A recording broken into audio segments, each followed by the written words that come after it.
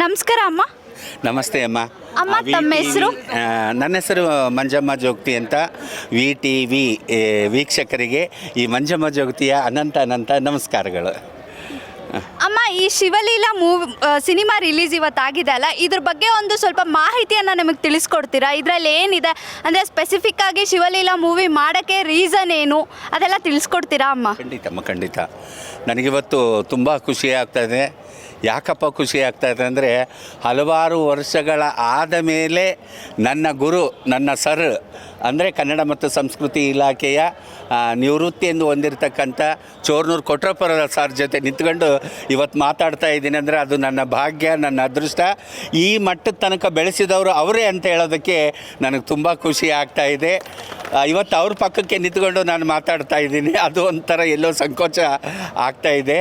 ಆದರೆ ಇವತ್ತು ನಮ್ಮ ಶಿವಲೀಲಾ ಅನ್ನೋ ಒಂದು ಸಿನಿಮಾ ನಿನ್ನೆ ತಾನೇ ರಿಲೀಸ್ ಆಗಿದೆ. ಇಡೀ ರಿಲೀಸು ನಾವು ಜನವರಿ 1ಕ್ಕೆ ಮಾಡಿದ್ವಿ. ಥಿಯೇಟ್ರುಗಳದ್ದು ಒಂದು ಸ್ವಲ್ಪ ಸಮಸ್ಯೆ ಆಗಿ ಎಲ್ಲೂ ಥಿಯೇಟ್ರುಗಳು ಕೊಡಲಿಲ್ಲ. ಬೆಂಗಳೂರಲ್ಲಿ 3 ಥಿಯೇಟ್ರ್ ಕೊಟ್ಟಿದ್ದರು. 2 ಥಿಯೇಟ್ರಲ್ಲಿ 1 ವಾರ ಹೋಯಿತು, 1 ಥಿಯೇಟ್ರಲ್ಲಿ 2 ವಾರ ಹೋಯಿತು, ಇನ್ನೊಂದು ಥಿಯೇಟ್ರಲ್ಲಿ ಈಗ 3ನೇ ವಾರ 4ನೇ ವಾರ ನಡೀತಾ ಇದೆ.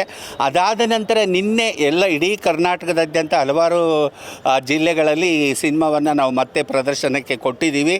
ಅದೇ ರೀತಿಯಾಗಿ ಇವತ್ತು ಬಳ್ಳಾರಿಯಲ್ಲಿ ನಟರಾಜ ಕಾಂಪ್ಲೆಕ್ಸ್ನಲ್ಲಿರ್ತಕ್ಕಂಥ ಉಮಾ ಥಿಯೇಟರಲ್ಲಿ ಶಿವಲೀಲಾ ನಡೀತಾ ಇದೆ. ಮಾರ್ನಿಂಗ್ ಶೋ ಕೊಟ್ಟಿದ್ದರು. ನಾವಿವಾಗ ಬಂದು ಲಕ್ಷ್ಮೀಕಾಂತ್ ರೆಡ್ಡಿ ಅವ್ರ ಜೊತೆ ಮಾತಾಡಿದ್ವಿ.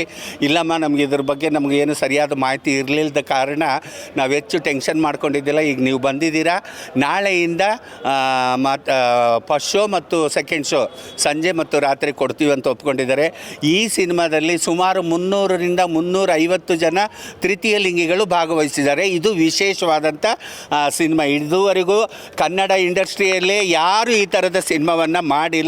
ಆದರೆ ನಮ್ಮ ಅಶೋಕ್ ಜೈರಾಮ್ ಅಂತ ನಿರ್ದೇಶನ ಮಾಡಿದವರು, ಕತೆ ಬರೆದವರು ಮತ್ತು ನಿರ್ಮಾಪಕರು ಮತ್ತು ಎಲ್ಲದನ್ನು ಇವರು ನಿಭಾಯಿಸಿ ಆ ಸಿನಿಮಾವನ್ನು ಮಾಡಿದ್ದಾರೆ. ನಮ್ಮ ಅಷ್ಟೂ ಜನ ತೃತೀಯ ಲಿಂಗಿಗಳಿಗೆ 1 ವರ್ಷಗಟ್ಟಲೆ ಟ್ರೈನಪ್ ಮಾಡಿದ್ದಾರೆ. ಯಾರು ಕಲಾವಿದರಲ್ಲ, ಎಲ್ಲರೂ ಕೈ ಒಡೆಯರು, ಭಿಕ್ಷೆ ಬೇಡವರು, ಜೀವನ ಮಾಡೋರು ಅಷ್ಟೇ ಹೊರತೇ ವಿನಃ ಇನ್ನು ಯಾರು ಕಲಾವಿದರಲ್ಲ. ಅದರಲ್ಲಿ ಕಲಾವಿದೆಯಾಗಿ ನಾನೊಬ್ಬಕ್ಕೆ ಗುರುತಿಸ್ಕೊಂಡಿದ್ದು, ನನ್ನನ್ನು ಇಟ್ಕೊಂಡು ಅಷ್ಟೂ ಜನ ಕಲಾವಿದರನ್ನಾಗಿ ಮಾರ್ಪಾಟು ಮಾಡಿದ್ದಾರೆ. ನಿಜವಾಗ ಅವರಿಗೆ ನಾವು ಟ್ಯಾಂಕ್ಸ್ ಹೇಳಬೇಕು. ಇದು ಮಂಜಮ್ಮ ಜೋಗತಿಯ ಕಥೆಯಲ್ಲ, ಚಾಂದಿನಿಯ ಕಥೆಯಲ್ಲ, ಇನ್ನೊಬ್ಬರ ಕಥೆಯಲ್ಲ. ಇದು ಇಡೀ ಸಮುದಾಯದ ಕಥೆ. ಮತ್ತು ಈ ಸಿನಿಮಾ ಸ್ಕ್ರೀನ್ ಪ್ಲೇ ಅಲ್ಲ, ಯಾವುದೇ ಕಥೆ ಅಲ್ಲ, ಯಾವುದೇ ಸ್ಟೋರಿ ಅಲ್ಲ. ಇದು ಒಬ್ಬೊಬ್ಬ ಮಂಗಳಮುಖಿಯರ ಘಟನೆಗಳು.